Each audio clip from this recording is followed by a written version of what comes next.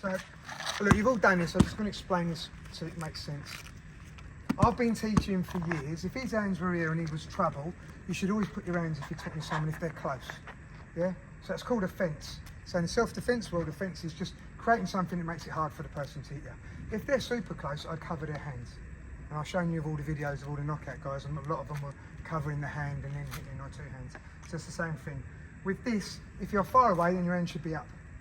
Just talking, but now if you wanted to touch my head, I've made it much more harder, that's all. You don't want to be here in a confrontation and then you can get hit. So going on from that, I've been teaching preemptive punch with fence for years and the slap. And then back in the day, the people were like, slap, really? And now you've got power slap on UFC and that, and they think, oh gosh, it does work. So this is how it leads into in a self-defense situation.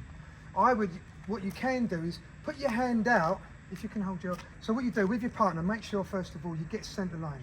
You get used to where the chin is, and you only want to go there. You don't want, without realising, people go all the way around. You want to get used to making your core stop it where you want it, yeah?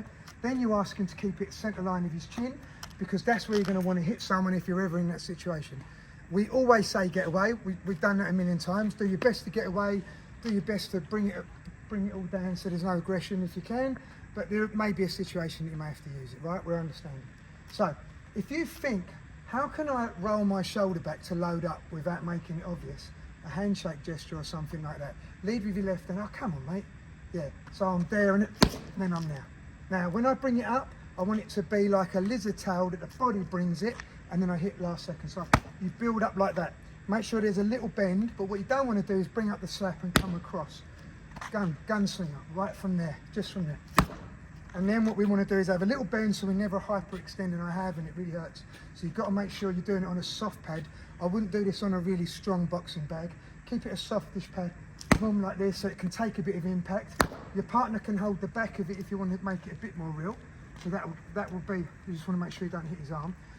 Now it feels like what the impact would be if you hit someone on the head, because it'd only go a bit. Yeah, so we're here. Allow the body to go. And I've taught this for years as well, where you can hold the person's hand and it's got to feel like it's a trigger. Does that make sense? So if I just use Mo a second.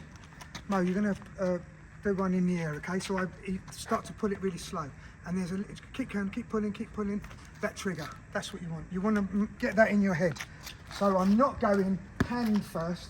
Every sport in the world is body first, right? Tennis is body, then arm, baseball's body, then arm, same thing. We want to make sure the body goes and the arm is an extension of the power of the body, not just an arm movement. Bring that up. Should turn it, I'm not worried about you now on.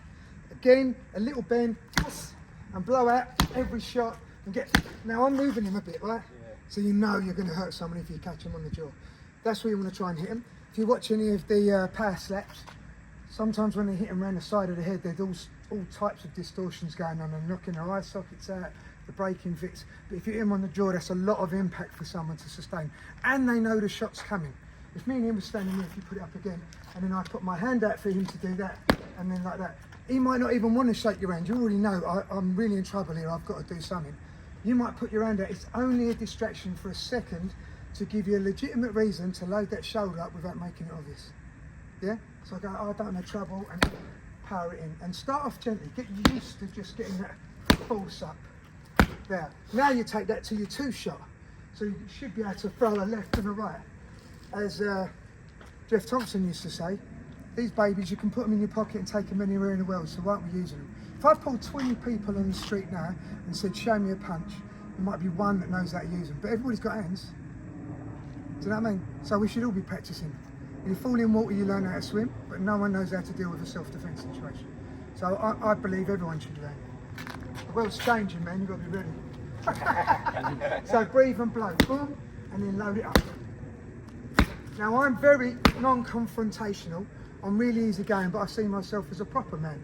I know how to be a gentleman, I know how to be nice, but you've got to know how to switch that other thing on as well. It's important, yeah? Make sense? Good? Beautiful. Do your dance, man. Show 'em. This is better.